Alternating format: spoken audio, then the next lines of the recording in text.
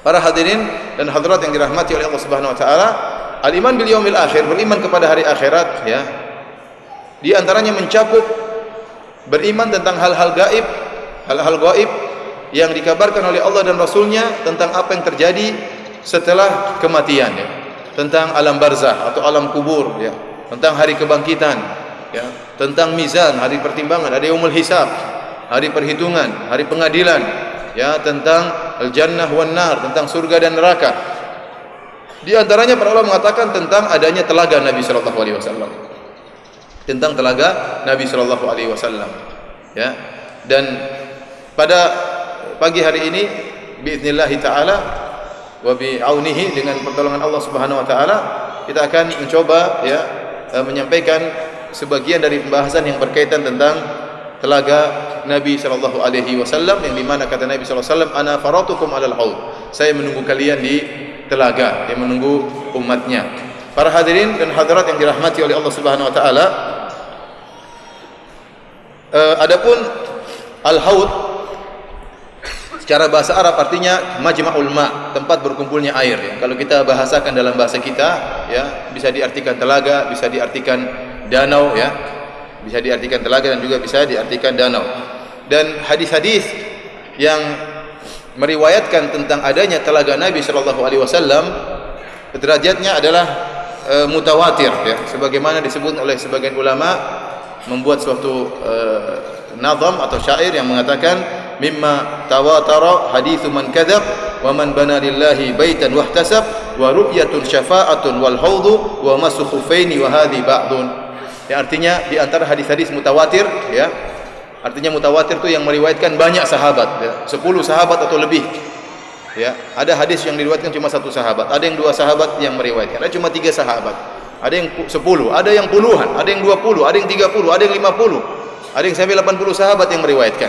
Dan di antara hadis-hadis mutawatir yaitu hadis-hadis yang diriwayatkan oleh sahabat lebih dari 10 orang. Di antara hadis-hadis tersebut seperti hadis man kadzaba alayya muta'ammidan falyatabawwa maq'adahu minan nar. Barang siapa yang sengaja berdusta atas namaku, maka siapkanlah kaplingnya di neraka jahanam. Siapkan apa? Kaplingnya di neraka jahanam. Hadis ini hadis mutawatir tentang bahayanya berdusta atas nama Nabi sallallahu alaihi wasallam. Ini menunjukkan berdusta atas nama Nabi sallallahu alaihi wasallam adalah dosa besar, ya. Kalau seorang berdusta atas nama bupati, berdusta atas nama gubernur, berdusta atas nama wakil presiden, berdusta atas nama presiden saja berbahaya, ya, apalagi berdusta atas nama Nabi sallallahu alaihi wasallam, karena dustanya itu bisa menimbulkan syariat, maka ancamannya adalah neraka jahanam. Kalau berdusta atas nama orang saja, orang biasa, enggak usah presiden, enggak usah bupati. Seorang berdusta atas nama saudaranya sudah dosa besar, ya. Wa innal kadhiba yahdi ilal fujur wa innal fujura yahdi ilan nar. Sungguhnya dusta mengantarkan kepada kefajiran dan kefajiran mengantarkan kepada neraka jahanam. Bagaimana lagi berdusta atas nama Rasulullah sallallahu alaihi wasallam. Di antara hadis yang mutawatir, kata penyair tersebut, wa man bana lillahi baitan wahtasab. Demikian juga hadis tentang barang siapa yang membangun masjid karena Allah Subhanahu wa taala dan berharap pahala. Hadis ini juga, ya, mutawatir. Allah akan bangunkan baginya istana di surga, ya. Syaratnya dia membangun karena Allah Subhanahu wa taala. Kemudian juga hadis yang lain seperti hadis ru'yah. Hadis ru'yah tentang bahwasanya kaum muslimin akan melihat Allah pada hari kiamat. Ya, bahwasanya kenikmatan puncak bagi para penghuni surga adalah melihat wajah Allah Subhanahu wa taala. Dan ini hadis-hadisnya mutawatir, ya, lebih dari 20 sahabat yang meriwayatkannya.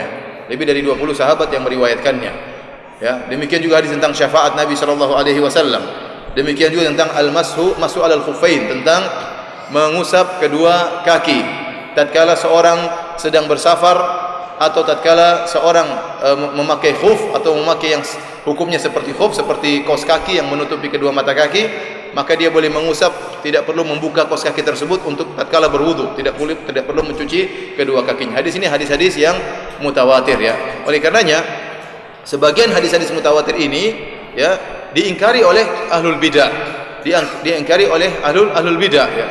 Seperti contohnya masalah ru'yatullah azza wa jalla, melihat Allah pada hari kiamat kelak, diingkari oleh orang-orang Mu'tazilah. Sebagaimana disebutkan oleh Al-Qadhi Abdul Jabbar dalam kitabnya Syarh Al-Usul Al-Khamsah, ya.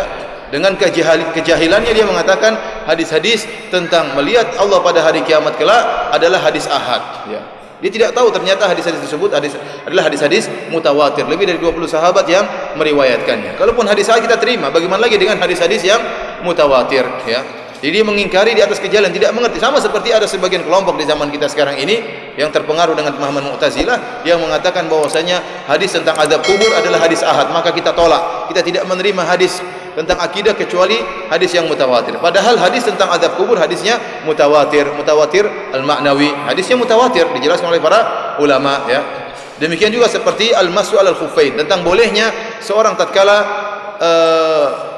setelah berwudu kemudian dia pakai sepatu atau pakai kaos kaki, maka tatkala dia batal, dia boleh hanya mengusapkan kedua tangannya di atas kedua sepatunya atau kedua kaos kakinya, tidak perlu dia membuka kaos kakinya atau sepatunya. Hadis ini juga hadis mutawatir dan diingkari oleh orang-orang Syiah. Mereka menyangka dan mereka tidak menerapkan hadis ini, padahal hadis yang mutawatir. Oleh karenanya sebagian ulama membawakan hadis-hadis seperti ini padahal dia berkaitan tentang masalah fikih dalam buku akidah. Dari sisi apa? Dari sisi bahwasanya inilah ciri ahlu sunnah dibandingkan dengan ciri ahlul bid'ah. Padahal pembahasan masalah fikih, masalah mencuci kedua kaki, mengusap kedua sepatu atau kedua kaos kaki itu masalah fikih. Namun dibawakan dalam buku akidah karena untuk menyelisih ahlul bid'ah seperti orang Syiah yang mengingkari hadis mutawatir. Ini hadisnya mutawatir, diriwayatkan dari lebih kalau tidak salah 70 sahabat yang meriwayatkan hadis tersebut.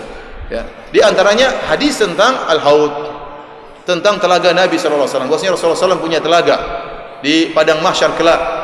Ya, tatkala orang-orang sedang kehausan menanti kedatangan Allah Subhanahu wa taala li faslil qada, untuk mulai perhitungan, memulai hisab, melalui sidang, ya, maka ada telaga Nabi sallallahu alaihi wasallam.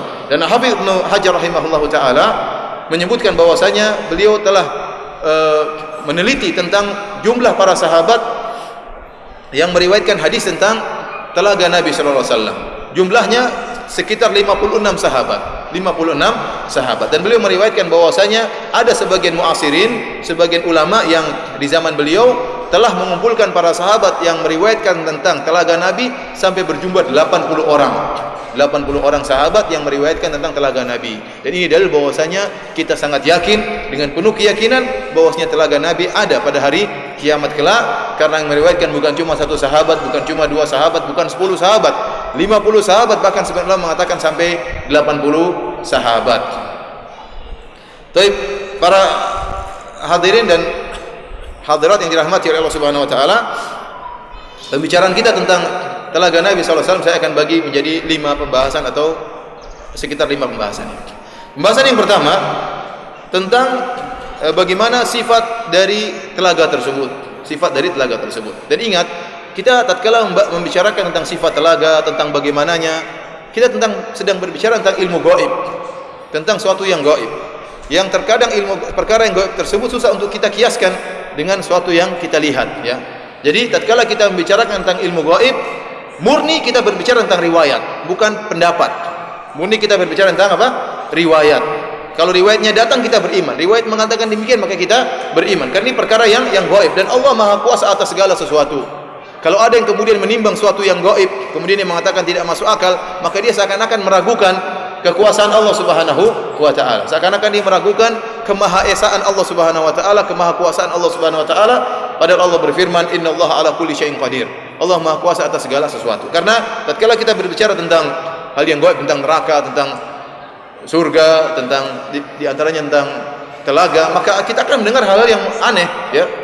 Namun saya ingatkan bahwasanya kita benar-benar beriman dan jangan dikiaskan dengan apa yang kita lihat. Ya ikhwan, banyak perkara yang bersama kita tidak bisa kita idrak, tidak bisa kita ketahui secara lengkap. Ya, contohnya, tatkala kita berbicara tentang ruh saja selalu bersama dengan kita. Tapi kalau kita tanya bagaimana hakikat ruh, terbuat dari unsur apakah dia, bagaimana kondisi ruh tatkala kita sedang tidur, bagaimana kondisi ruh tatkala kita sedang berjalan, bagaimana kondisi ruh tatkala dicabut oleh Allah Subhanahu wa taala, ya ini perkara yang susah untuk dijelaskan.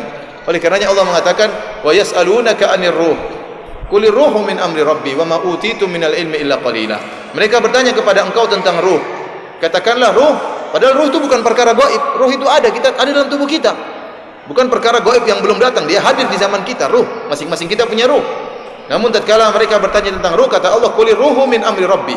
Katakanlah ruh itu adalah urusan Allah Subhanahu wa taala. Wa ma utitu minal ilmi illa qalila, dan kalian tidak diberi ilmu kecuali hanya sedikit.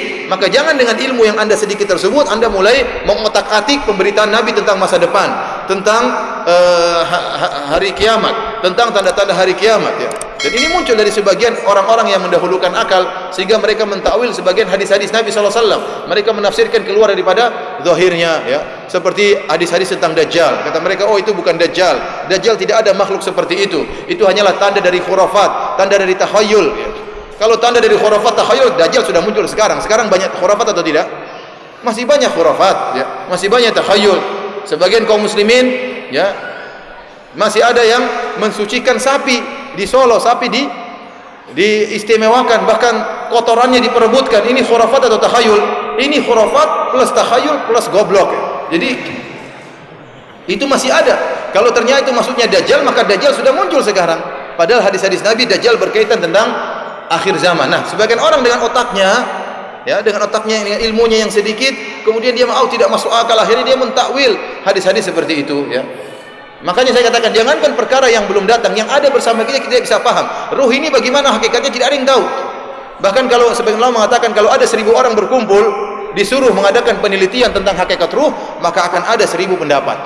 Kenapa? Masing-masing mengira-ngira karena mereka tidak tahu. Dia ruh ini hadir tapi dia gaib karena tidak kelihatan. Contoh, nggak usah jauh-jauh, kita berbicara tentang hakikat jin. Jin dari mana? Jin ada, kita bisa rasakan.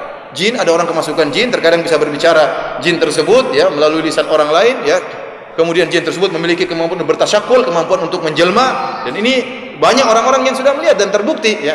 Kalau ditanya bagaimana jin tersebut terbuat dari unsur-unsurnya, bagaimana setelah ini, kemudian bagaimana cara masuk dalam manusia, bagaimana dia bisa menggunakan pita suara manusia untuk berbicara, bagaimana dia bisa menguasai otak manusia, ini sesuatu yang tidak bisa kita jelaskan secara ilmiah. Kenapa? Sebenarnya ada ilmiahnya, tapi otak kita nggak sampai.